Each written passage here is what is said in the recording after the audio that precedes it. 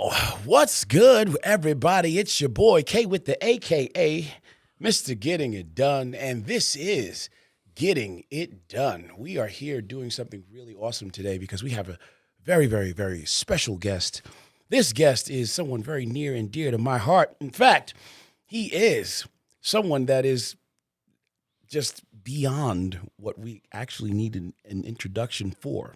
This gentleman actually is the owner of the fastest growing supplement company in the world and has taken over the world by surprise. He's also the creator and developer of many successful podcasts. And right now we have the pleasure to meet Aaron Singerman. Thank you. Thank you for having me on, Kai. I appreciate that. Oh my goodness! And it's a pleasure. It's a pleasure to be on, and I'm excited to be on your podcast. And you certainly have had people asking you to do podcasts for forever and ever, including I've actually asked Kai quite a few times to be a guest on our podcast, and so it's nice to reciprocate. Actually, yeah, this is true. And technically, the first opportunity that I had to actually get on an organized podcast. I think you had a lot to do with it. Yeah. It makes sense. It makes sense.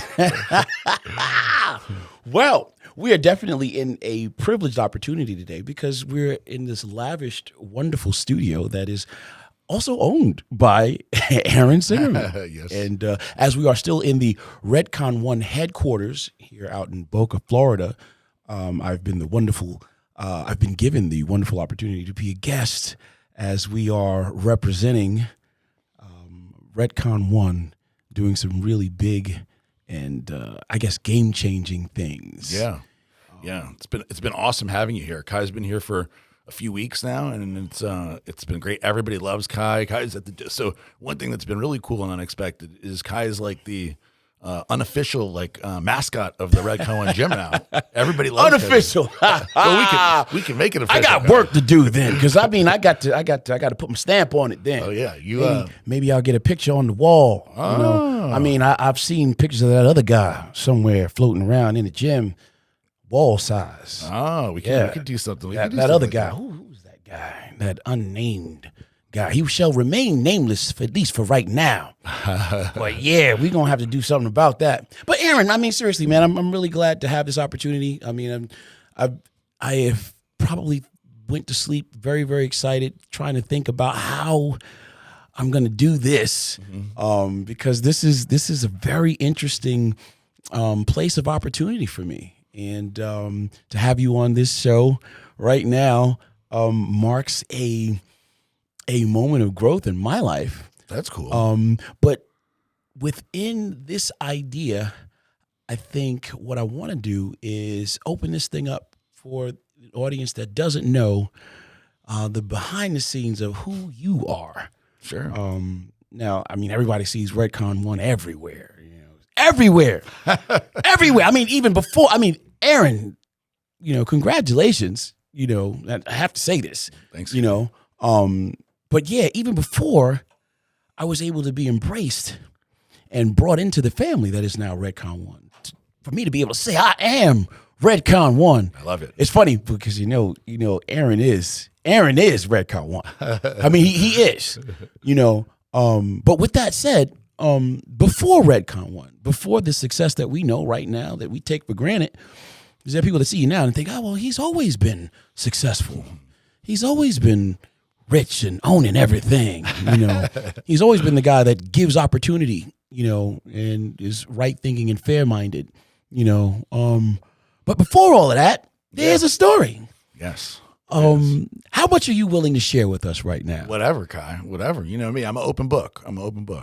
You tell me what you want to know, and I'll go there. So where do we begin? Where does Mr. Singerman, before he becomes Mr. Singerman, where does Aaron start? Aaron Singerman before we are where we are now. Well, it's funny in my life. I feel like it's I lived many lives, which is an interesting place to be, where I can kind of differentiate different times in my life. Almost like this was one Aaron, and then there's this other Aaron, and then this other Aaron, and then now where we're at today. And I'm going through the process of writing a book right now. Kind of like I don't want to say it's an autobiography because the idea is it's more like and I also don't want to say self-help or business book because it's kind of a combination of all those things. Where was I?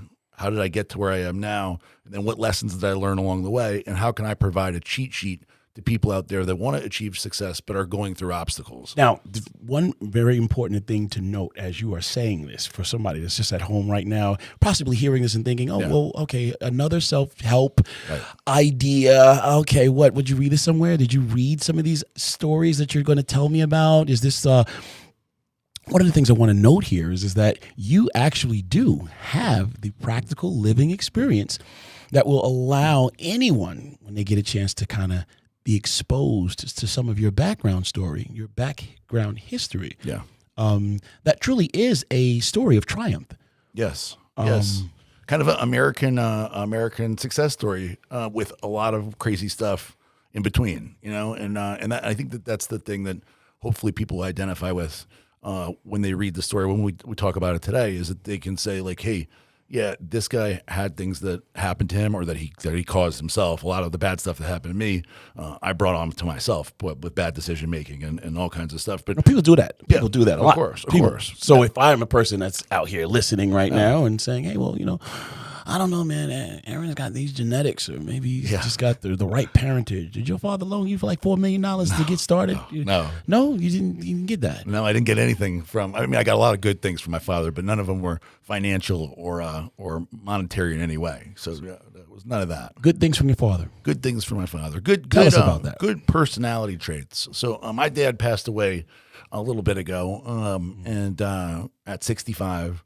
But before he got sick or anything like that, my dad had one thing great that I learned from him. Number one, the very beginning was he was a business owner himself. Now, unfortunately, his businesses weren't successful and ended up getting closed down along the way. And his father, actually, Charlie Singerman, left him businesses. So when my grandfather and his two brothers were young, they started a bunch of businesses. And at one point, they were very successful. They had a jewelry store, a women's clothing store, a men's clothing store, Great American Cookie Companies where they sold the big cookie cakes in the mall and stuff. They had. I didn't know that. Yeah, they had like almost like a little empire. And then as things progressed, stores like that, mom and pop stores, started disappearing. So when you go to the mall, right, you don't see Steve's Men's Apparel anymore or whatever. In our case, it was called Country Fair. Men's Apparel. It got taken over by Banana Republic. So wow, really? The Banana Republic? Well, yeah, they didn't buy it or anything. They like just took our spot, and they're like, "Hey, we'll pay this much more in rent in the mall." And my dad was like, "Okay, well that's it." Oh, so that wasn't an acquisition. No. It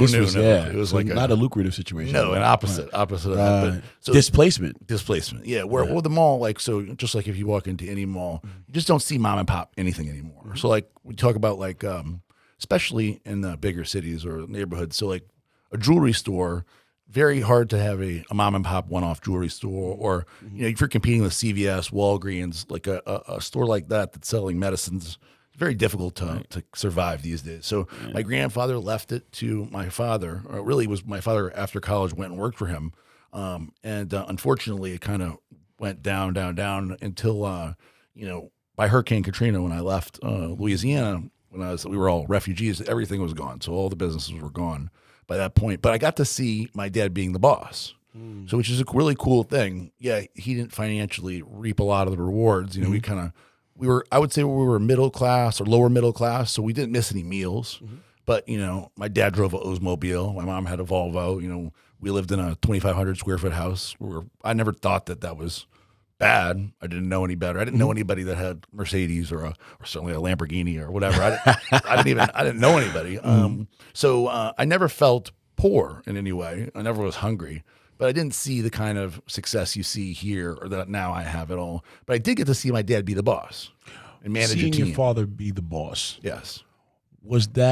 Did that come with some responsibilities that you got a chance to see exercised in how he did that? Yeah, absolutely. I get to see him managing employees, making sure he treated people the right way, being respectful of people that work for him, caring about making sure that his one of the big responsibilities he felt was making sure the business survived well enough to pay these people what they deserve so that they would be able to feed their families. And I also got to experience work at a very early age because my dad had me during summers. I would work in the stores, so when I worked at Country Fair, I would fold clothes, and it wasn't the funnest job because I'd be in the back just folding stuff. Did you start at the when I was 12 at bottom, at the entry bottom? level? Oh yeah, Entry yeah, level. yeah, Okay. yeah. I was the bottom of the bottom. Of the bottom. But I made money, and it was a very good learning experience to have a job and have responsibility at that age.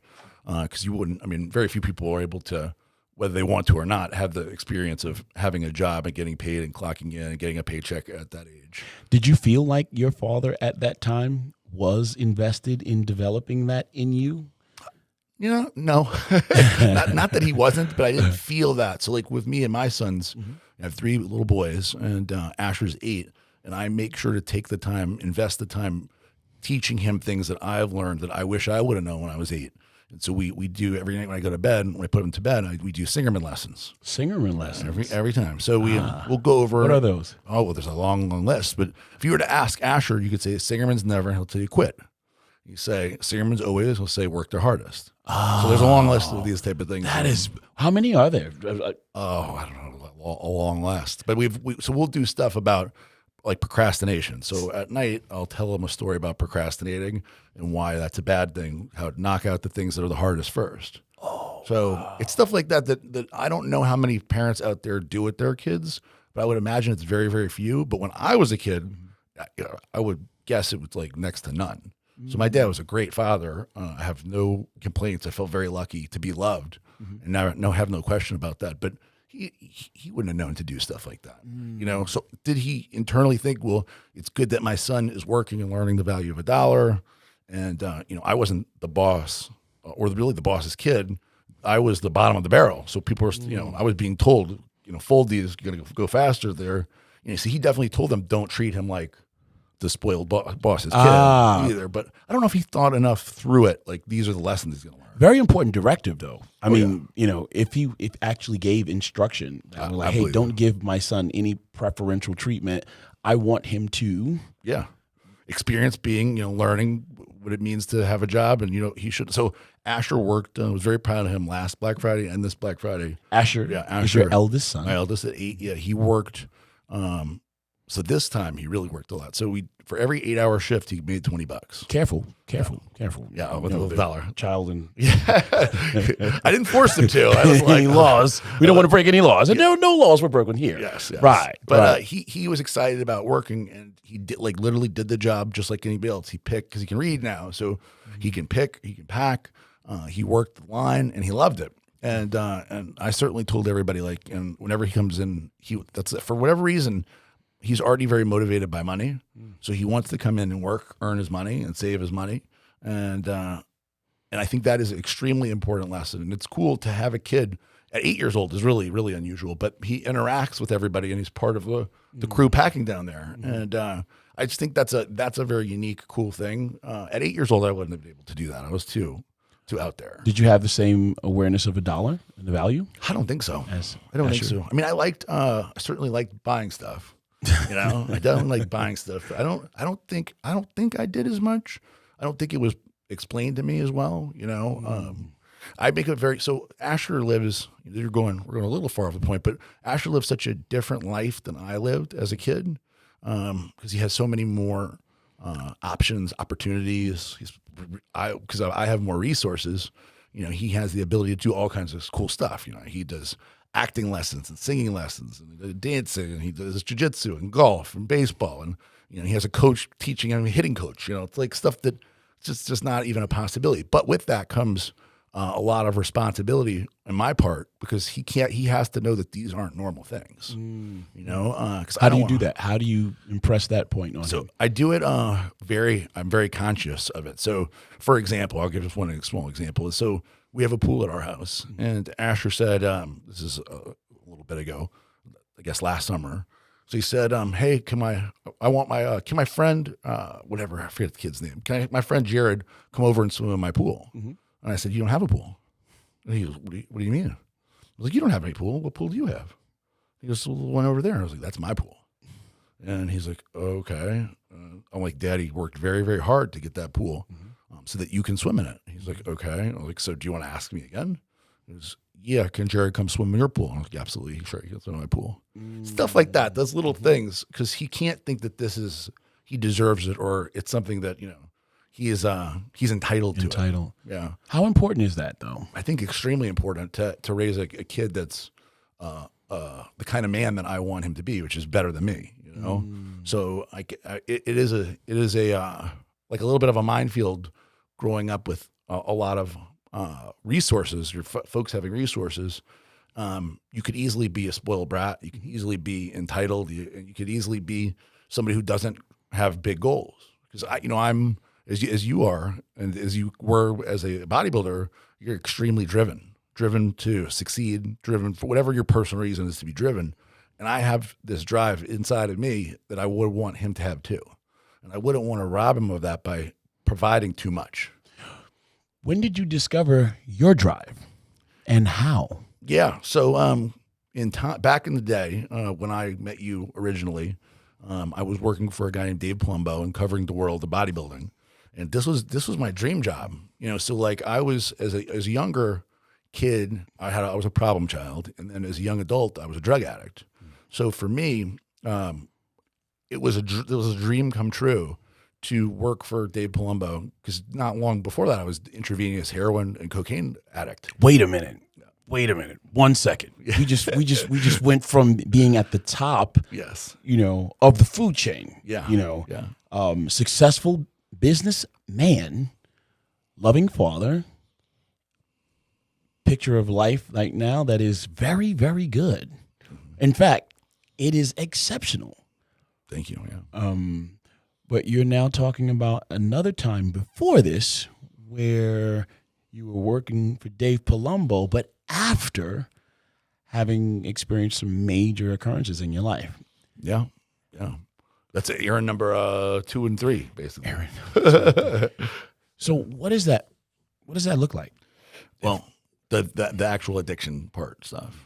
You mean like, what does that look like?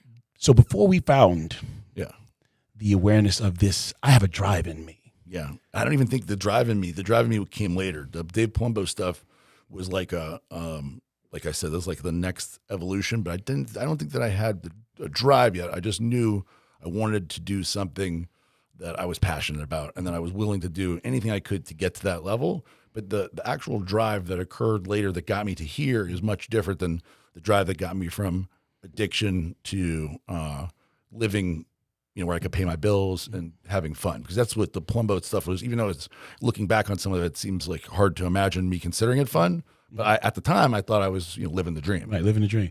So, question: when you were there, and you were the place before living the dream, I would imagine sobriety or when you talk about being at another place where now you were able to becoming more in touch with the fact that you had a drive.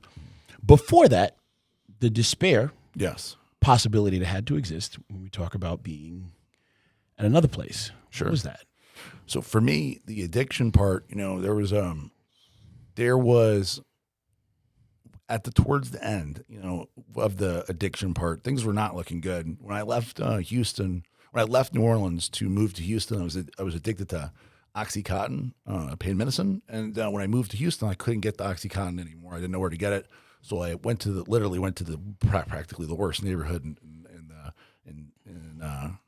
in Texas, certainly the worst in Houston. There's a street called Yellowstone, and I would go there to find heroin. And eventually, I found it, and there's all kind of stories with all that. But I became addicted to heroin, and I was spending all my money that I would get on heroin. I lived in a FEMA apartment, so I was provided from the government as a refugee.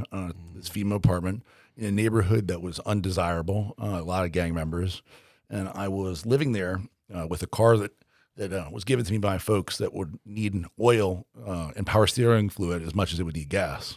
So I would get, I'd fill up 1 gallon of gas and, 1 container of power steering fluid and 1 thing of oil. And it was, the car was not in good shape. So I would drive down there and get the heroin, and I didn't have money for anything else. So there was a part of time when I was living in this FEMA apartment on a mattress on the ground.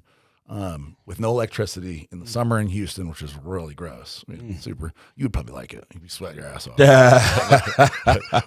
I don't like to sweat like Kai, so I was pretty miserable, and I was reading books by candlelight at night. And that was my only kind of escape, other than the drugs. Escape from where I was at was to read, and I was spending basically all of my free time either A, looking for heroin, B, getting money for heroin, which is usually selling drugs to get extra, somewhat drugs I'm not taking, or whatever I had to do to get money to then buy heroin. And then the last would be basically reading books.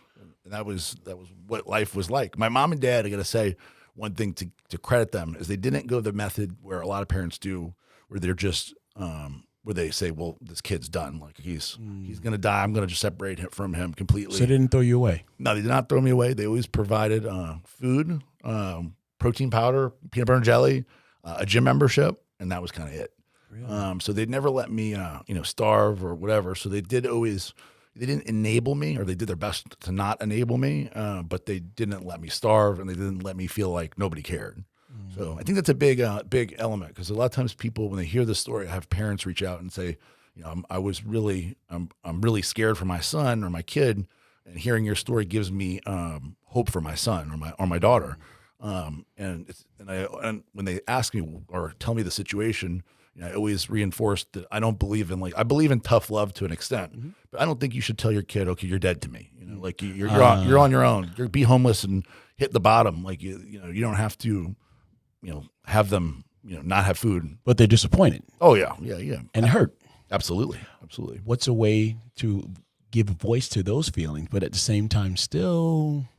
Yeah, it's tough. For a parent, it's very difficult because you love your child and you want to help them, but you also know that giving them money, so if my mom and dad gave me money, I'm not going to buy things that I should be buying. I'm going to go buy heroin. So it's a tough situation where you want to make sure that they know that you care about them, you love them.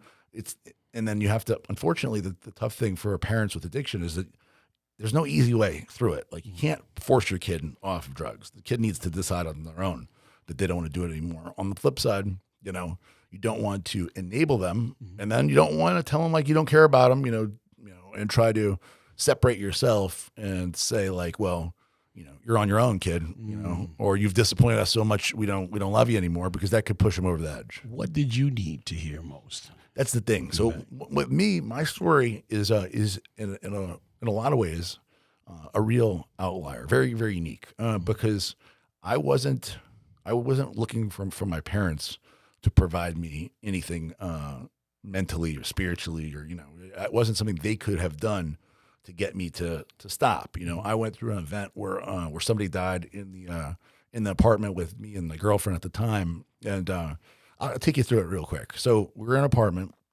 This girl that I was dating was selling cocaine. That was her profession, or whatever you want to call it. That's how she made money. And so she was a little tiny white girl, and she dealt with real bad people, gangbangers, and they liked her because she wasn't threatening. So she was, they didn't have to worry about their life or anything to deal with her. So, she basically, by being with this girl, I almost stopped taking heroin because I started injecting cocaine. So cocaine was free, heroin cost money. She had it all there. I had to go get the heroin. So it ended up being almost like a convenience thing. And I ended up liking the cocaine more.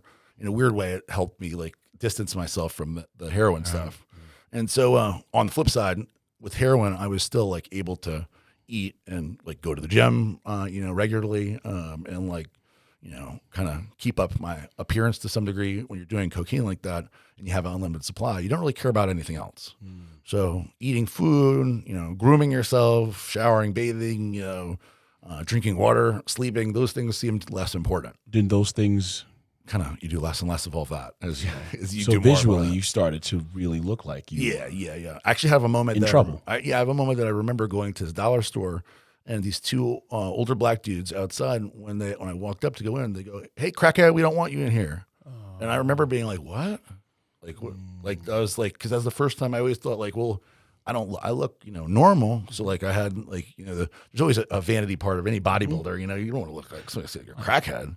And I always remember that because I still look good. Yeah, I don't look. Can you see how bad off I am? Yeah. Can you see me? Exactly. Or And do these you guys, see me? yeah, and these guys saw me. And so I was like, it's funny because those funny things that you remember, I was in such bad shape with everything, but that's something that really struck me. I was like, damn, these guys, I don't know who they are. And they made a point to say, hey, crackhead, don't come in here. And so, yeah, I started definitely looking worse. Was that enough though to make No. you turn around and say, hey, oh, well, you know what? I'm going to get my act together right now. No, I was like, fuck those guys. Yeah, definitely did not. But what did was I was with this girl, and we were at her house, and she had a guy come over, a friend of mine, really a friend of ours, I suppose you'd say. And we had heroin at that time, and we all did it. And then her and I went to the other room, and when we came back, the guy who was there was our friend, died. He had overdosed, and he had died. And, In the house? In the house, yeah, on the couch in the house, yeah. And that probably wouldn't have been enough because I had seen death up close several times, so and violent death before. But this was my buddy, and then he was there literally one moment. It seemed like a moment to me. Like we went to the other room, we were talking about something. I came back, we were arguing. He came back, and then he's just dead. And I didn't realize he was dead. I just figured he was asleep until I pushed him, and his already kind of hardening up, rigor mortis, right? And he smelled. And you knew this? I didn't know until I smelled that he had shit his pants. So he had because everything had let go. And I was thought to try to help him to resuscitate him. But when we look closer, like this, he was like too far gone. He was like gone, already hardening up and everything. And so and you said to yourself at that time, he's dead. He's dead. Yeah. And I told her that, and she said, you have to move him. Put him in his truck and drive him down. Yeah. Put him in his truck and drive him down the road. You by yourself? Yeah, me. She's like, you need to pick him up, bring him down to his truck, put him in his truck, and drive him away. Leave the truck somewhere. And leave the truck somewhere. And I was like, there's no way I'm doing that. I was like, there's no way. So the idea of calling she didn't want to do that. She didn't want to do that. And so other help. Yeah, and she obviously couldn't lift him up and bring him anywhere. So she's like, you have to do it. I'm like, I'm not doing that. I was like, listen, I read enough, books, police books. I've seen CSI in New York. We didn't do anything wrong. This is terrible what happened to my friend. But if I pick him up, bring him in a truck, and drive down the road, now we've committed a crime. So you understood that? Oh, I understood it. And so she started screaming at me and freaking out and started punching me in the face and hitting me and screaming. And for some reason, that confluence of all of those things at one time, him being there and the smell, and then her hitting me and the screaming and everything, something like in me kind of snapped, where I was like, oh my God, like this is the beginning of the end. Like this is a turning point where I need to make a decision, and almost like epiphany. And so why not go worse? Yeah, well, I mean, it was only one way. It was only going to get worse from there. This was where I'm like, okay, I can move this guy's body, and I can make the decision to do that, or I can just tell her I'm not doing it and try to ride it out with her. I don't know what's going to happen, or I could run out of here, get in my car, and drive away. And that's exactly what I did. I ran out of there, got in the car, drove away, went back to my own apartment, which I hadn't been to in forever, locked the door, and was like, okay, I'm that's it. Like, I'm done. She called a bunch of times. I never answered. I never saw her again. She came to the apartment, tried to have me let her in. I never did. This is over a period of days, and I never looked back. That was the end of me doing drugs. Really? Yep. And I didn't go to rehab or therapy or AA meetings or NA meetings or whatever. And so that's the part where it's like I don't advise that for most people because that's not what works for most people. So that's why I say that it's very unusual. Now, at that point in time, I was on the methadone clinic for the heroin stuff, for the opiates. So it took me a while to get off of the methadone, but from that moment forward, I started weaning off and started trying to get off, and it took me a few months to finally be all the way off. What support system were available to you at that time? Where were you getting your reinforcement to continue to abstain? You're going in the right direction, the continued support and reassurance? No, initially nowhere. So initially nowhere. It was all on my own, and I made the decision. I think that's one of the real interesting things is that, and I've said this a bunch of times before, is about actually making a decision. And I think that in life, people very rarely make a real, true decision. There's always some sort of level of waffling, like being like, oh, and so for drug addicts, they go, well, I can't do heroin again Probably. We're like, I won't be able to do it again for a long time.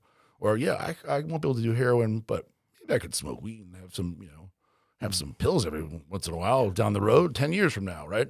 There's always some element. And if an addict is honest with themselves, they would tell you that that's almost always the case, except for every once in a while where there's a person that comes by that has made a true decision. That's the same thing with dieting for a show or, any major decision in life where you decide you're either A or B. And if you decide truly and make a true decision that you're A, then there's no thinking about B anymore because you've already decided. It's already over. The decision is done. So I had made, in my mind, that decision.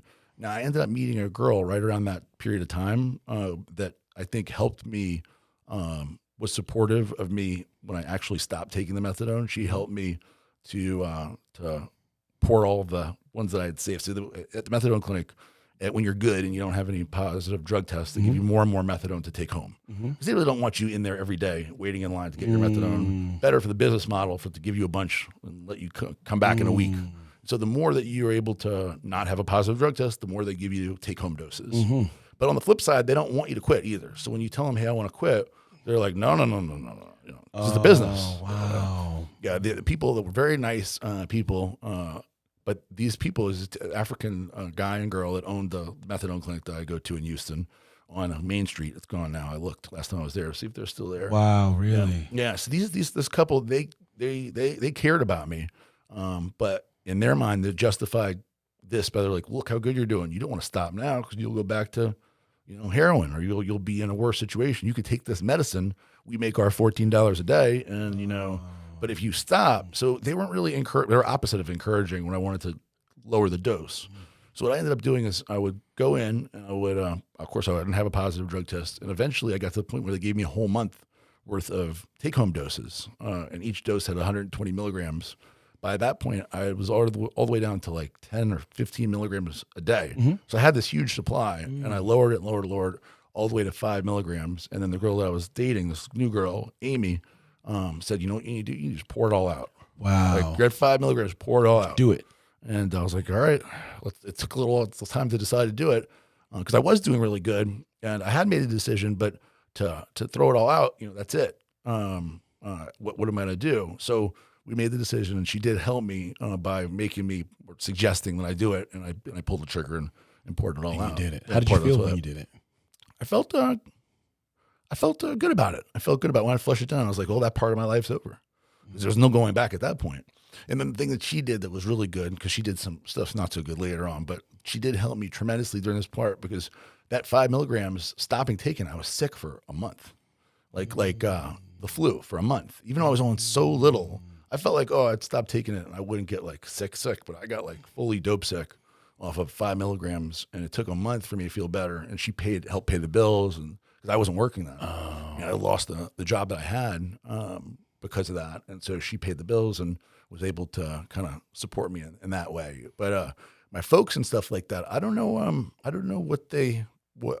how much they believed what was going on, because it's such a radical transformation over a short period of time. I'm sure in their minds, because they had accepted the fact that I was going to die. So they thought their son's going to die. They're not. They didn't think they had any power to stop it from happening. So to go, but they didn't. No, they didn't. They didn't. They couldn't have. They did everything they knew that they could do, and then after that, it's kind of like, well, what now? So I think that for them, the support was about the same for a while, because they're just like, this can't be like, it doesn't work like this, that you could just stop, and he weans himself off, and then and now he's going to do that. It just seemed, I think, for a while, like it was on the edge in their mind anyway.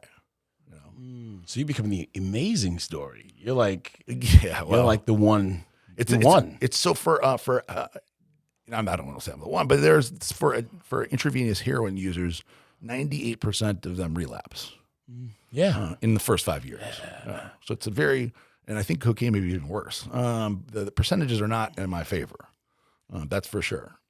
So that was at the peak of the problems before I moved in with the girl, because that was in a lot of ways, moving into the girl with the girl felt like a step up, because I wasn't chasing drugs all the time.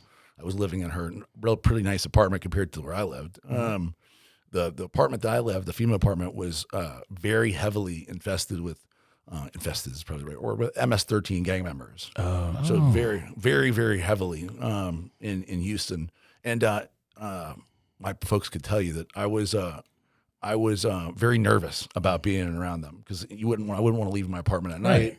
Good reason. Yeah, it was very. Although nothing bad ever happened, and they were honestly pretty cordial, not very threatening. But I knew that it was a scary place to be. Especially being I was literally the only white guy there. It was like out of the entire complex of probably 2,000 apartments. I was the only white dude. So it was a weird situation where I stood out. I would come home with groceries or whatever or heroin, and they would all be looking, pointing and stuff. And I'd be like, oh, just don't look at them, So, but now when you come home now, now pointing, if there's anyone pointing at you now, Yeah, they certainly aren't saying that. Yes, So, what made the difference? Where's the change? This moment of I can decide. Even while I'm still in the despair, because there's a lot of people that are probably listening to this and go, well, you know what, that sounds good, but I really feel at the bottom of my experience, and I feel so powerless. How can you talk on the one side of being addicted, hopelessly, but then on the other side of the coin still talk about being able to recognize that you had a choice and that you're going to stand in that commitment and then do it? You obviously weren't as despairful as I feel right now. As you feel right now? No, not me. I'm saying the person that's listening. Yeah. How do we address this point for someone that is still in this situation? Well, I think feeling as hopeless as they do, and then they hear your story, and they say, "Nah, that's." Yeah, well, I think that's a tough question, and I think that if you're in the middle of feeling like that, you need a way out, right? You need something to believe in, and if they can hear, it doesn't have to be my story, but any story of somebody overcoming, and try to take something from that and apply it to themselves, because ultimately, when you are really hopeless and you don't know where there's a way out, you have to create one. If it's in your mind, you have to make one up. Do whatever you have to do to believe and create a story in your head of a way of getting out of this and succeeding, even if it's something made up. And then you start making steps, doing what you can do to get out of that. Because there's always steps you can make. And I think one of the things that I am good at, even then, I think even when the worst part, when things were really bad, I always was able to see the positive things that were going on. I was able to disconnect or pull myself back from the negative things. And I think that some degree of that is nature, right? But I think that if people pretend, the whole fake it till you make it thing, I'm a big believer in that. You should start act as if you are where you want to be, right? Is that one of the Singerman rules?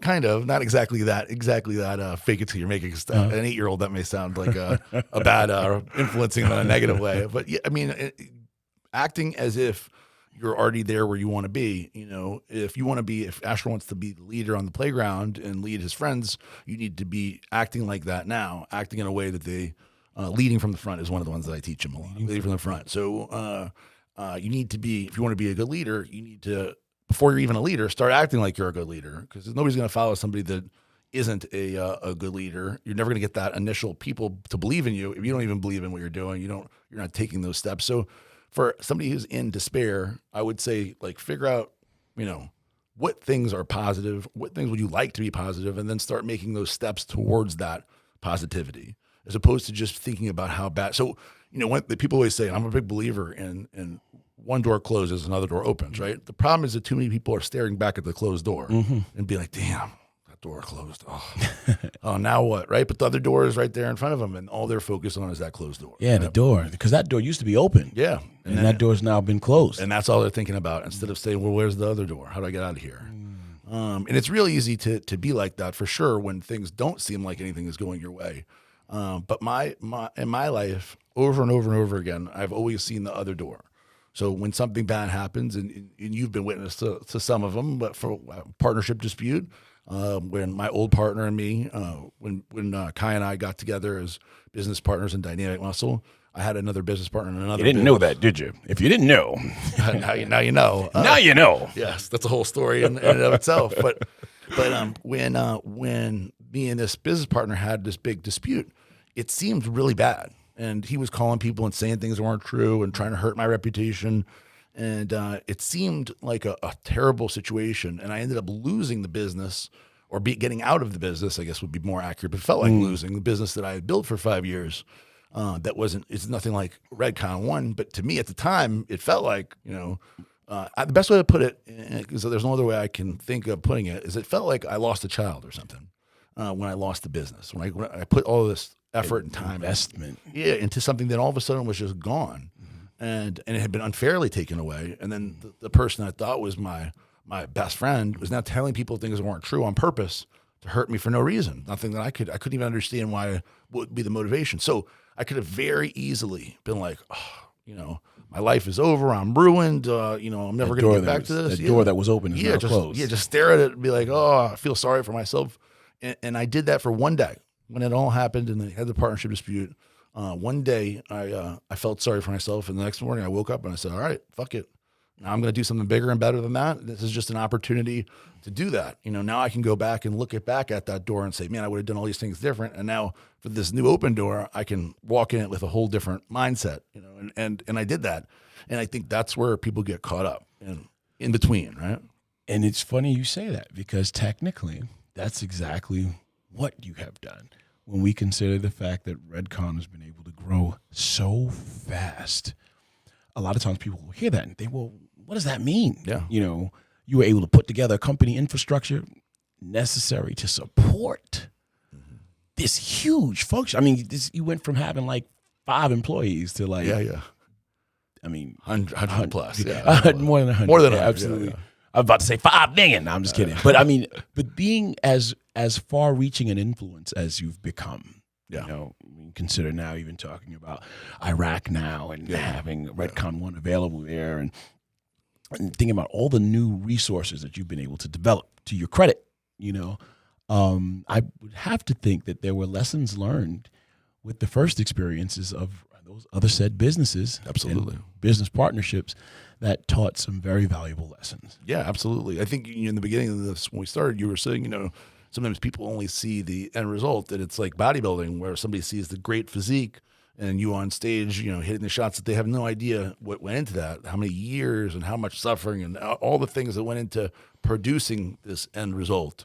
And unfortunately, because of social media, there's a lot of things I like about social media, but people just see the end result now. They don't necessarily see the journey, and we don't really even show them the journey. So if you're focused just on what you're seeing on your phone or whatever, right?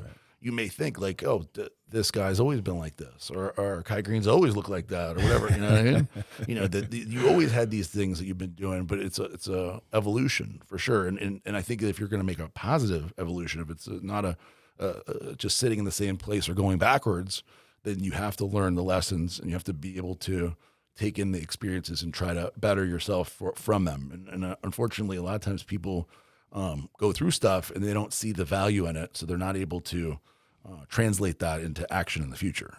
I got a question. Yes. How important was your writing to you in an effort to build this new enterprise that you have, to your credit? You mean back in the day with the magazines and stuff? Well, I mean, I've been a person myself that is like, I didn't see when I was a young person just how valuable writing could have been, and technically really is to me in the present. Did you journal a lot when you were a kid? In the very beginning, no, because I didn't learn how to read till I was like 16. But I mean, the idea of writing, and just even understanding how valuable a tool I feel it is today. I'm curious to know for you, just how important would you identify with that? Would you identify writing as being a very helpful tool, and how has it helped you? So I mean, initially, professionally, it helped me to get into the fitness world and bodybuilding world, because I was able to, in the very, very beginning, one of the things that I did when I decided I wanted to be in the fitness world was start sending out articles for free to people. And one of them, Robert Kennedy, that ends up writing 8 pages in the back of every magazine for a while. But I would send out these things hoping to get my foot in the door. So instead of, that's one of the things is like, you can't start at the top, right? Realistically, most people have no option to do that. So I was trying to give people articles for free just to put me in the magazine so that maybe I could have an opportunity in the future. I was willing to do it for $0. And then I did do a lot of stuff for no money to get into the fitness world, which is fitness and bodybuilding world is very insular. So to get in is tough. But once you're in, you see people that'll recycle from job to job to job, and just you see them, oh, they're at this company one day, the next company, another company, and just stay around. So to get in was very difficult. So for me, initially writing professionally was, or hoping to be professionally, was just kind of the way to get my foot in the door. And then as I've gotten older, reading is a humongous thing. Reading, because I have no actual formal education. So I didn't finish high school. I didn't go to college. I don't have any business degree or anything like that. So reading has been the means with which I've taught myself stuff. Wow. Say that again, because there's somebody out there that's thinking, I didn't perform so well in school. And doesn't matter. This has always been a nightmare for me. Yeah. And, oh, man, all hope is lost, because there are people that will say that, man, you didn't perform well in those SATs, man. Life is over for you. You know, you're going to have to work jobs and expect minimal pay for the rest of your life. Yeah, which is definitely not how it worked for me. Now I'm a believer in formal education. I would want my kids to do it, but if Asher or Aiden or whatever, someone of them says they don't want to go to college, I wouldn't lose hope. Most of the times, for my experience, having employees that went to college, a large majority of them spent their time partying and having fun. And very few of them used that time constructively to build a basis of knowledge to get a better career. And then a little more when people get an advanced degree or become a doctor or a lawyer or MBA, that they have a little more plan in their mind, a little less fun, more business oriented. But for me, no, I never did, and I was able to teach myself because I wanted to learn, because I was intellectually curious. And when I wanted to know something, I would look it up. If I was interested in a subject, I would read books on it. And that's always been, seeking knowledge has always been part of my MO once I was older. In school, no, I was not a good student. I didn't pay much attention. I didn't make good grades. I was really uninterested in school, really, really uninterested in school. And only later on did I realize, that I probably could have done good if I could have manufactured that interest. But I was so ADD as a kid that I just didn't have it in me to force myself to sit down and learn and pay attention. Instead, I was, in high school, I was thinking about what my protein breakdown would be and my macros and all kinds of stuff. It was literally, that was what I would be writing about or thinking about. Was that your passion? Yeah. At that age, bodybuilding was what I wanted to do. It took me a little longer to realize that it wasn't going to be a possibility for me. Based on genetics, being tall, I'm a tall, skinny Jewish guy. That's the truth. So I've overcome a lot of that, but you got to be realistic with yourself. I trained with some people that they were progressing so much faster than me that I was like, okay. At some point, I said to myself, okay, like I'm probably not going to be the next Ronnie Coleman. I'm probably not going to be the next Jay Cutler or whatever.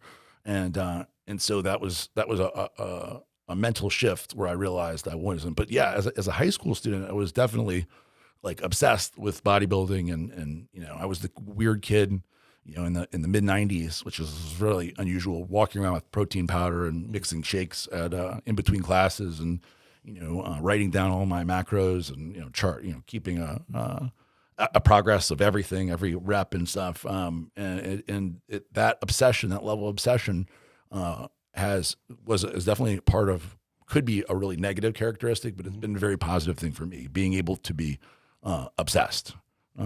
Obsessed is almost a bad word. So like extremely driven. Yeah. So that's always been inside of me. How important was the personal training experience for you in an effort to consider everything that you've become since then? Well, being a personal trainer, that was my main job, basically, from the time that I got out of high school, pretty much all the way till I didn't have a job. I had jobs in between. I got fired here and there, and I've been fired from so many jobs. It's crazy to think of. Yeah. I got fired from rolling burritos, a burrito place before Chipotle. Got fired because I got fired at another restaurant.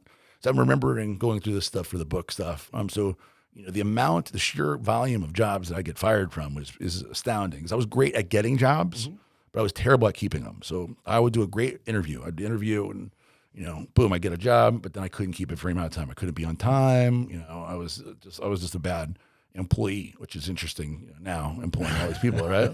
I was really bad at being a good employee that entire time. But personal training was the one thing that I stuck with and had some level of success with the whole time.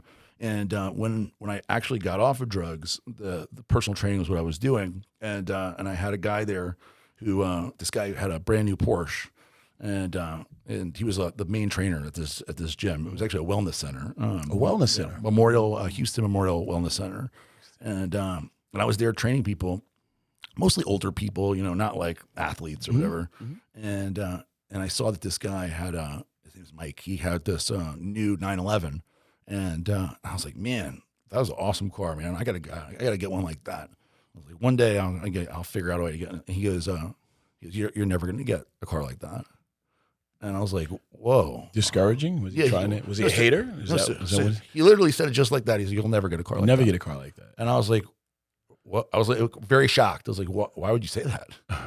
And he's like, because you don't love what you do. And I said, what do you mean? He goes, I see you in here training people and stuff. He's like, I can tell you don't love what you do. And I was like, so what does that have to do with the Porsche? And he goes, the reason why I have the Porsche is because I love training these people. I love doing the diet. I love my job. He's like, I go home late at night thinking about who I'm going to train the next day, and I come up with plans for my clients. And I can't wait to get back here to help more people, and I love it. And I can watch what you're doing, and I can tell you don't love it. And I was like, oh. He's like, am I wrong? Do you love it? And I was like, no, not really. I'm just trying to pay the bills, And he's like, well, you need to figure out what you love and go after that. He's like, there's nothing wrong with paying the bills, but you won't get a Porsche doing this. And it really resonated with me. That night I went home and really thought about like, well, what does that mean? Like, what does that mean for me? Because it felt true. It didn't feel like he was insulting me. It felt like he was right. Like, this is not how I'm going to get a Porsche. So quietly in the back of your mind, what he said just confirmed. Yeah, because I was like, he's right. Understood. Yeah, he's right. I'm paying my bills. I'm doing this job so I can live and not do drugs and have some stability in my life. And so the only thing I could come up with was bodybuilding. That was the only thing I could think of that I loved. And I was 26 years old, so it wasn't like a young kid. I was a man pretty much. Absolutely. And so like the only thing I could think of was bodybuilding, and that was when I decided another decision to pursue it. And so I stopped doing anything other than that, other than trying to pursue it. So I was on the bulletin boards back in the day. They had a whole bunch of bulletin boards, and I would go on there, and I was the only one that was Aaron Singerman. Everybody else was Swole Gun 69, right? Shredded glutes or whatever. I was the guy who was Aaron Singerman, and it was a strategy because I was hoping that somebody would notice me and say, "Oh, who's this Aaron Singerman? He's got stuff to say." And I had a picture of me as my avatar, and nobody was doing that. This was before really Facebook or anything like that. So wait a minute. So you were thinking about a forward idea of marketing? 100%. The whole reason I was doing it was that. The whole reason I was doing it, the whole reason I would post, I'd be like, how many times can I post today? How many boards can I post? How many intelligent comments can I make in the fitness world somewhere so that maybe somebody eventually will notice this guy, and I'd post on places like musculardevelopment.com on the forums there, on Get Big. Chad Nichols had a forum I posted on a lot back in the day. There was a whole slew of them. And then another thing I did was I'd listen to every podcast. There weren't a whole lot of podcasts back then. There was the podcast that Dan Solomon and Bob Chick did, and Pro Bodybuilding Weekly. And then there was one with Larry Pepe did a podcast back then. There was Dave Palumbo and John Romano did a podcast for MD. Noble. Yeah, Noble Radio for MD. And then there was Superhuman Radio with Carl Lenore, which was like physical culture and stuff. And so after the shows were over, I would email them because their email was public, and I would email them something nice about the show, or try to engage with them. Every once in a while they write back, "Oh, thank you, appreciate it," or whatever. Most times they didn't write back, and then I decided, okay, I'm going to try something different. Instead of being complimentary, I'm going to be insulting. And so I wrote Carl Lenore. The first one I only tried really with one. I wrote Carl Lenore about a sponsor that he had, Can-See eye drops. Because he said, Can-See. Can-See. Oh, Can-See. So okay. the idea is you put it in your eyes and then you don't need glasses anymore. It takes a little time. Okay. And so I wrote him out, that's bullshit, Carl. You know that shit doesn't work. Like you're selling out. You're selling to shit. You know it doesn't even work. There's no way that the can't see eye drops make you don't need the glasses anymore. And he wrote back like a whole thing being like, basically being insulted and saying, hey, what's your phone number? I want to call you and explain. And so I gave him my phone number and he called me and it was like, I looked at it as like, this is my opportunity. And so we talked for a while. You created the opportunity. Yeah, I created the opportunity. We talked for a while. He explained himself and we hit it off on the phone. And I said, hey man, like I've listened to all your shows. Nobody has ever interviewed you on your own show. I was like, I would love to come on and interview you. And he's like, oh, okay. He's like, well, like let's get on a call and explain what you're thinking. And so he's like, look, what do you got in tomorrow or whatever? A few days later. And so I was like, okay. And so I took that as my opportunity and I created wrote down a whole pitch to pitch him. And I told my folks about it and how excited I was. And they were excited for me. And I was all ready for the call. And we called and I gave him the pitch.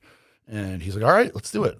Come on the show and interview me. And then I prepared for a week, like I was studying for the most important exam of my life to do this interview. And I interviewed him. When it was over, he said, man, you've never done radio before? And I said, no, I've never done any radio before. He's like, man, you were really good. He's like, you have a great radio voice. And I said, I do?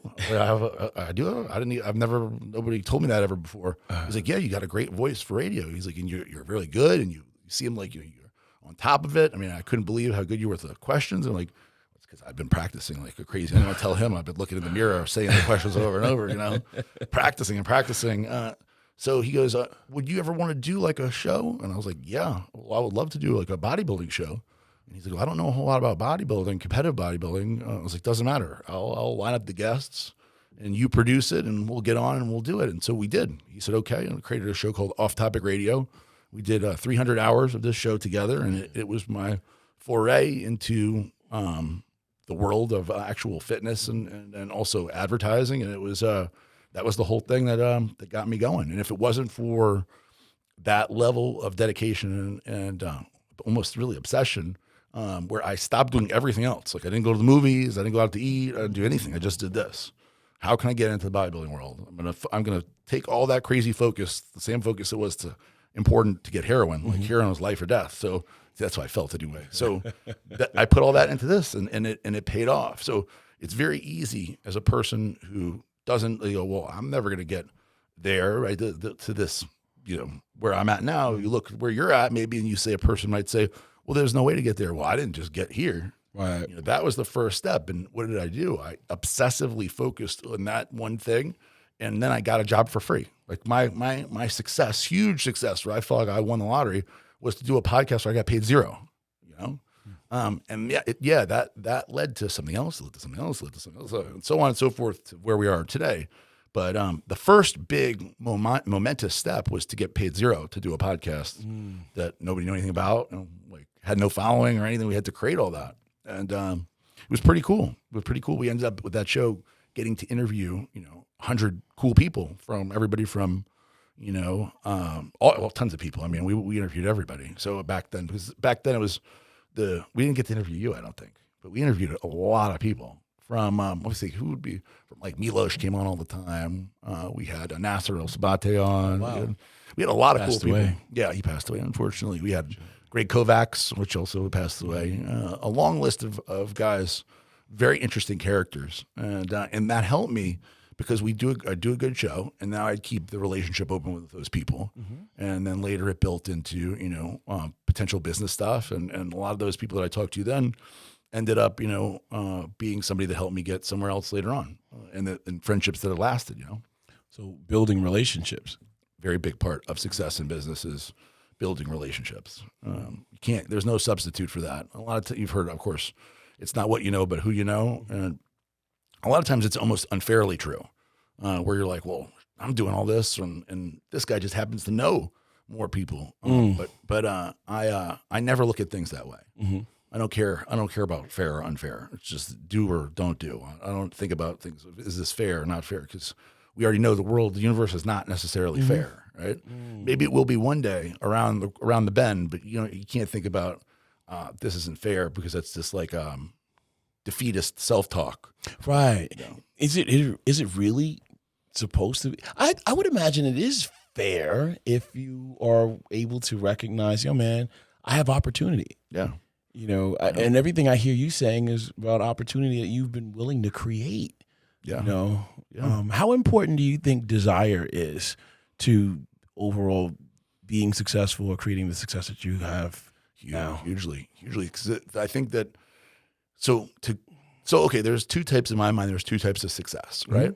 There's success like you can pay the bills, you're comfortable, have ability for, to eat and do some vacations and have a nice car or whatever. And there's a different level where it's like an extreme thing, where it's like where it's something that is outside of the norm, where it is not a thing that is easily achieved. It's uncomfortable. It's extremely hard. There's tons of sacrifices that go along with it, and it's not secure. And the people that want that chase that, have the desire, this extreme desire, that are willing to sacrifice tremendously to achieve that thing. And most people, whether they say that they want that or not, really don't want that, because the things that you are giving up along the way, the things that are the single-minded focusedness that you need to go to the level to achieve that, it doesn't happen for people easily. And so you have to have, also, the fact is it's just extremely hard. So you can't do something that's extremely hard that you don't really, really want. It needs to be something that's incredibly important to you. So if you don't have tremendous desire, along the way somewhere, it'll just be easier to quit or to do something different or head a different direction, because you're going to run into a lot of shit along the way. And I actually don't like, if people out there, is there something, do you need to want extreme success? Number two, I'm talking about? No, and it'd probably be better for you to go for number one. Number two is for the rare individuals that are willing to, take huge risks and sacrifice along the way. It's not the average, probably more healthy, normal person is not going to go for that, and is not going to want it. I mean, that's the truth. Being like, for example, having the security of being a well-compensated employee that is having a good life, versus the guy who could it all disappear anytime, and could lose it all, right? Most people don't want to do that. And if you truly think about it, there's nothing wrong. If I were to give somebody advice, I'd tell them, think long and hard. If you really want to do that, you need to really consider that it's going to be a long, hard path. Because those people that achieve that extremely, type 2, rare type of success, it only probably one in God knows how many is that somehow given to them, because the people that get that given to them don't feel that pressure. So if you are like, let's say, your dad's a billionaire and he leaves you $1 billion, right? You're not achieving any extreme success. Right. You've been given this extreme success. And so the pressure and all that stuff isn't really there. So, did you create it? I'm not sitting, there's nothing, I don't feel like, so are people equal, born equal? Absolutely not. No, America is great because you have the ability to have all the same rules, right? We try to make it the same playing field. But is one guy who gets born with $1 billion, another guy born in the projects, are they equal? No, it's not fair. And there's inequality built into the world. It'll never be any other way than that. You don't want it to be any other way than that, because what you do want is you want to have everybody on the same playing field so they can at least achieve the same success. That's what makes America great. You've been to India before. If you're in India and you're born shitting in the streets, you're going to die shitting in the streets. There's very little upward mobility. You can't say, I'm going to work my hardest and I'm going to go from a family that lives in a hut to the guy that lives in the palace. It's not happening. It's not even a possibility. Here, you can do that. You can be somebody born with very little who has a whole lot, but it's going to be a lot of work along the way. Values. How important are the values then? That, let's say, a father or a grandfather can pass on.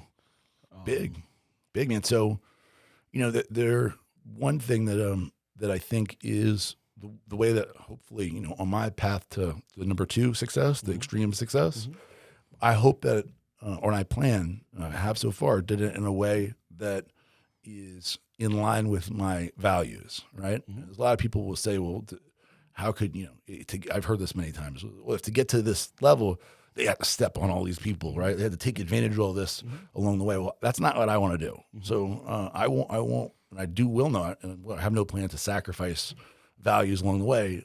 And telling your kid, building those values of what's right and wrong, and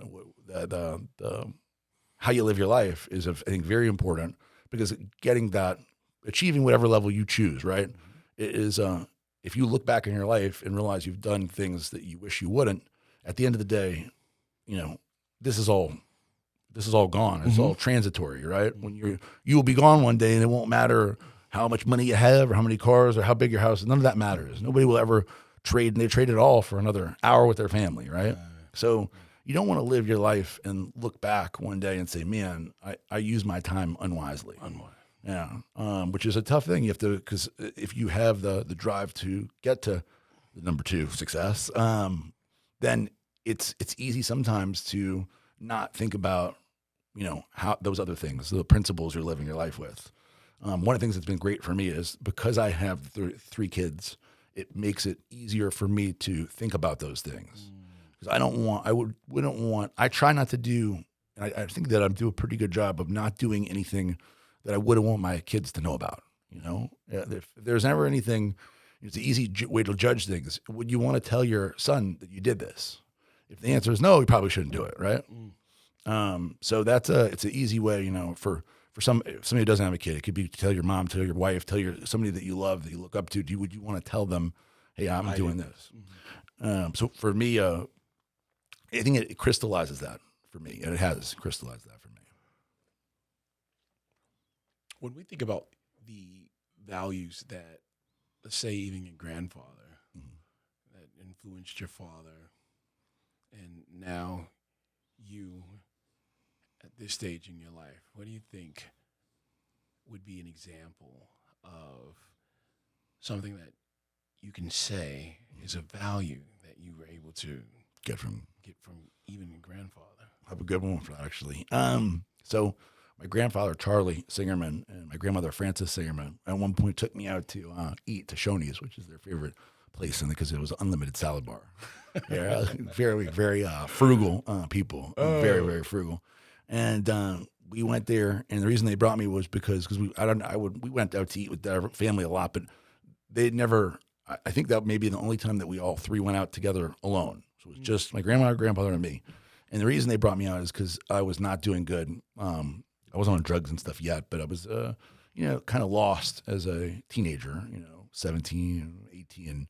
I was already doing some bad stuff and everything. And Grandpa Charlie brought me. We went out and we're sitting there, and he said that if you were to die today, how would people remember you?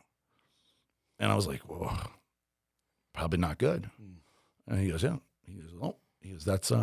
That's what it really comes down to, is how would people remember you? Your reputation matters. And I don't mean like on the internet, like what people say on Facebook or whatever. Right. The people that you care about, how do they think of you? How do they remember you?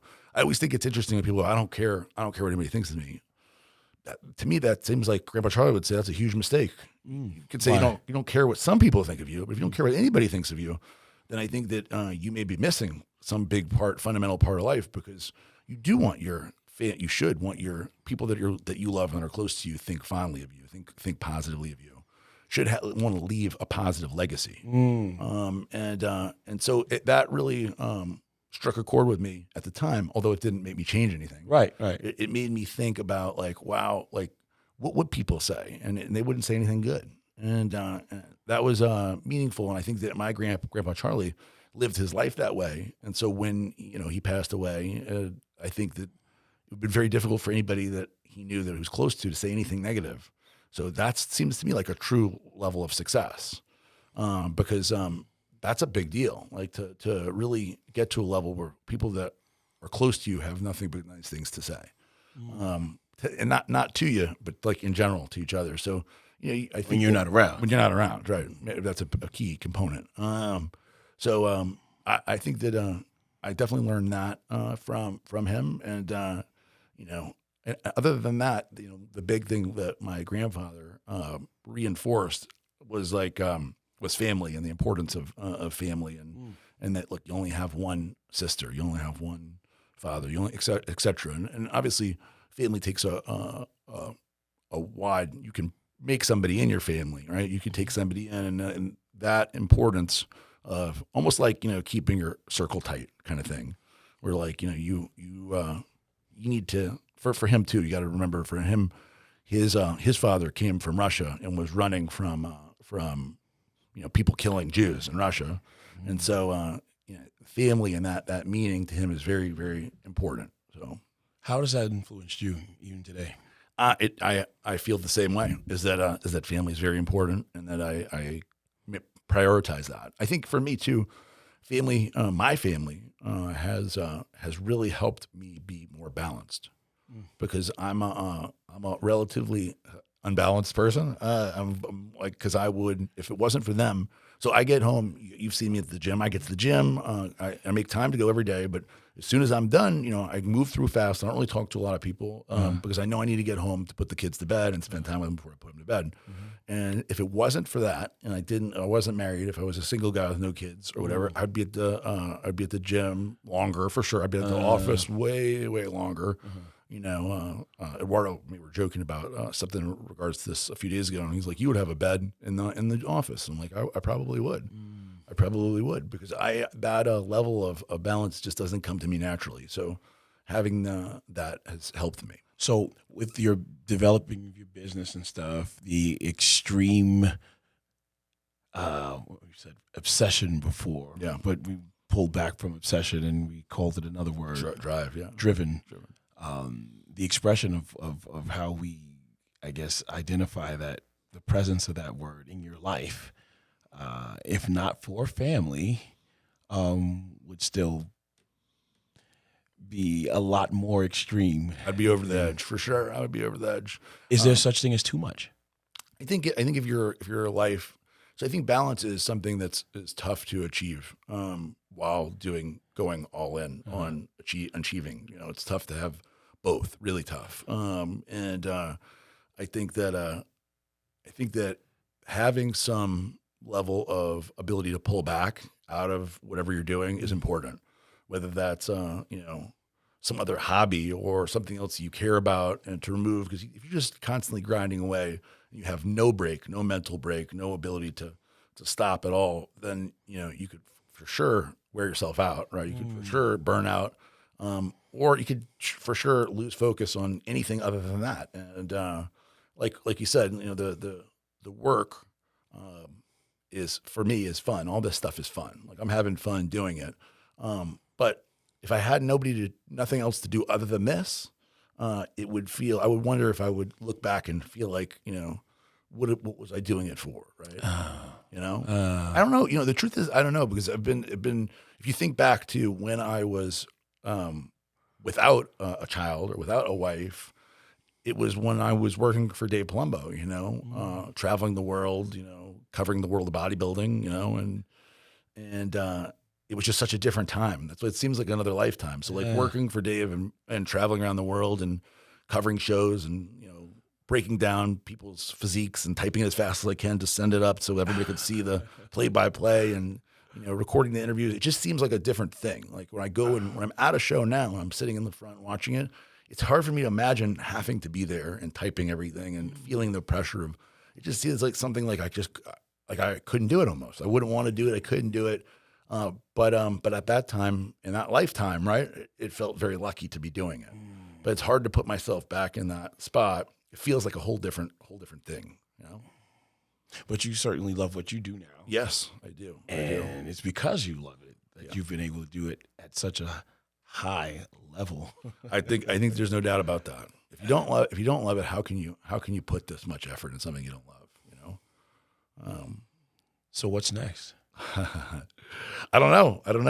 This is the REDCon1 brand continues to grow, and then the REDCon1 gyms, and then we're going to have another gym in Tennessee, which is, I can't wait for you to see it. It's humongous, and it's going to end up being like as cool as the REDCon, because you got to experience the REDCon gym at Boca quite a bit. So this gym will really be the next level of that. It's 58,000 square feet. It's like huge, and the bones of the place, just like this one, are awesome. So I'm excited to see to get that thing going. I would never have thought I'd own one gym, and here we are. Yeah, here we are owning two. So maybe there will be more. Is it a franchise? Maybe there will be more. I mean, I love gyms. I love weight equipment. And to go into that gym after being here at the office is very special. I mean, it's a very cool thing to leave here to go there to work out and see everybody wearing the shirts and like feel the energy of the place. It's a very special thing. So it definitely made me interested in more of them. And then we have other like projects on the side, complementary business stuff on the side of Redcon1 that we're looking at. But what does the future hold? It's hard to say because like obviously what we're doing now, I don't believe is the last Aaron will see. So I think that there's something, not that this is going to be ending, but that there'll be something after this as well. So you see yourself as evolving still? Yeah, yes, absolutely, absolutely. I'm 41 years old, and I think I got some time left in me to do something bigger than this, bigger and better. Wow. Not that this is not unbelievably, ridiculously unexpected and impressive, because I am. One thing people ask every once in a while is like, "Did you know it was going to be like this?"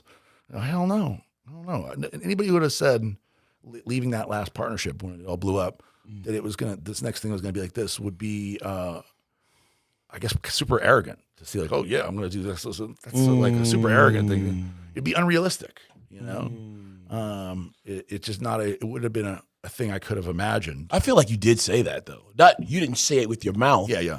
But obviously with your thoughts and actions. Well, with my thoughts and actions, with my mouth would have been arrogant. You can can absolutely believe you're going to achieve, and that's a good thing. As you say, look, thoughts become things. If you don't think in your mind that you want to achieve something, you're definitely not going to do it. Right. You know, it's that rare individual who hits the lottery that achieves something that they didn't even intend. But usually, even with that, you did steps like to get along the way to hit the lottery. You know that you may not have realized.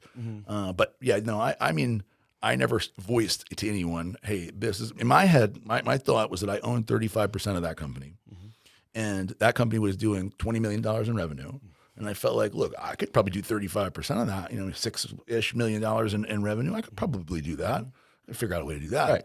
That's what I was like, rationalizing. So I'd be doing the same. If I could get $6 million in revenue, I'll be breaking even. And give me a few years, I can hit that. Right? That was the way that I thought of things at the time. Yeah. Yeah. But once we started going, I started thinking, bigger and bigger. But to actually sit and think of the all of these people and the personalities and this team and the warehouses and multiple locations and all that, just like it's like a almost too big to perceive, to expect or to think of all the details of what it has become. I mean, when I started in this business, it was you give a recipe to the manufacturer, they send you the product, you sell the product, you keep some of the money, and then you put more money back, and then you make more product. Invest, right. And that was it. It was very, very simple. And now it's become this extremely complicated business where there's so many moving parts, and even me, I can't get my hands around every single part of everything going on.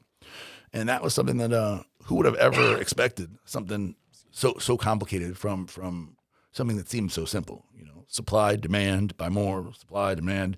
And now it's like an incredibly complicated thing that there's 1,000 moving parts and hundreds of moving people and personalities and, everything, I would never have expected. So it's a wonderful thing. And I have to pinch myself sometimes. And then other times I'm thinking, man, this is ridiculously stressful where how can I be dealing with so many things at one time? But at the same time, it's very easy for me to remind myself many, many different ways how fortunate I am to be stressed like that.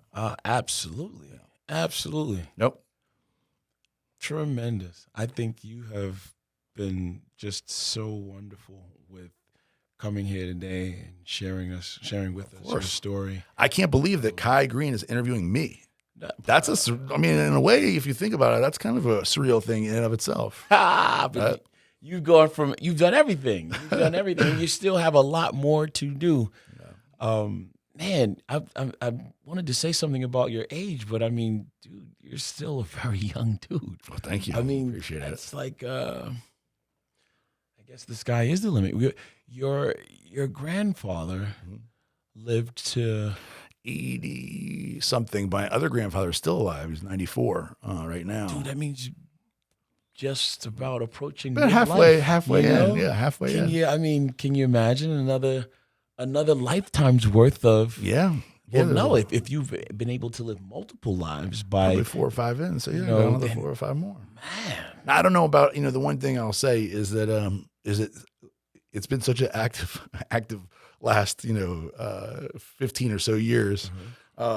who knows if there's that kind of if I'm able to move that kind of distance or whatever, that much velocity again over again. But they say that your peak really like your earning years, right, are between 40 and 60. It's like when you're at your earning potential where money starts to where it starts to work out for people. So I hope that's the case. Not necessarily with the money, but just more things happening.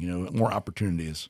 One thing that I have noticed personally is that the more success that I've been able to generate, the more people want to be involved with that success. Which is it's a plus and a minus. Wait, say that again. Say that again. Say that again. That's important. The more success I've generated, the more people that want to be a part of that success or be involved with future successes. And so you almost attract more into your no doubt. And gravitational and pull. that could be negative, and it could also be very positive. And I'm fortunate to not have really experienced too much of that negativity about it, because people could want to leech on to it, right? Too. Yeah. But there's a lot of opportunities that are presented because people see success and they say, "Well, I see that, and now I want to be part of the future." Right. And that's been interesting because it opens up opportunities that are outside of what we're doing here. Where people and a whole different thing can, be connected and say, well, he's done this and this. Maybe he can do something with me, or maybe there's an opportunity for growth together. Yeah, well, we've seen how you were able to grow right into business with gyms. I mean, right out the gate. What was a supplement company adventure has now become multiple adventures. Yeah, and I guess opportunities for everyone involved to come up and increase. So man, I totally agree with what you just said. I think that this has just been awesome to be able to have you on the show.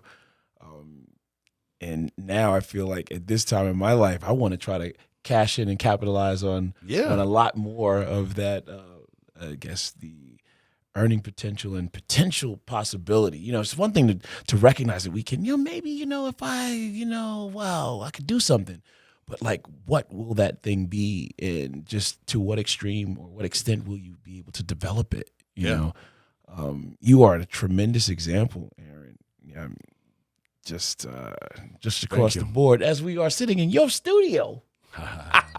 Pretty crazy. I mean, think about it. I mean, you were working for Dave a long time ago. Yeah. And now we're sitting in your studio. That's right. Yeah, it's one of those things where it seems like a lifetime ago, but it also doesn't seem that long ago, which is a weird thing to the duality of having something that seems recent, but also certainly seems like forever ago. Yeah, man, your story is very encouraging for everybody, and myself. I am definitely pulling from the information provided. Believe me, the ability to recover from the hopelessness and despair, that whatever that picture looks like, that these gentlemen were able to identify. Yo, man, no crackheads here. And to, through your own will, the use of your own power, to decide and to stick with that decision to, produce all of these things and material that I'm able to put my hand on today and sit in the studio. That is now a product of that continuance to decide and make those decisions to be what you are today. Yeah, well, it's awesome. The success is you. And certainly for all of us, we've all been encouraged to be better. Yeah, well, thanks, Kai. I mean, look, I'm excited to be doing this journey with you. Now we're, with Redcon together, on the same journey together. And like I said, you being in Boca and seeing you at the gym and everything. It's winning. Yeah, that's all we're doing. Every day. That's what we're doing. Every day. Yeah, that's it. Make no mistake about it. I am not confused in any way. This is winning. This is winning. Well, thank you for having me on the show, Kai. No, thank you, Aaron. And, thank you. I guess I'm gonna see you in the gym tonight, or I don't know. We're going to dinner tonight, so. Oh well. You have to go burn off some calories first. I'll be in the gym early in the morning. 5 a.m. 5 a.m. You don't have to look for parking here. That's right. That's right. Yes, this is very true. This is true. Thank you, Aaron, for being so amazing. This is a tremendous opportunity. If you didn't know, we just had it. We just spoke to the man himself, Aaron Singerman, owner of the fastest growing supplement company in the world, on the top of the top. And if you didn't know, now you do. Brought to you by your boy. This has been Getting It Done with Mr. Getting It Done. Yours truly, Kai Greene. Thank you so much for listening, tuning in, and we're over and out. Thank you, Kai.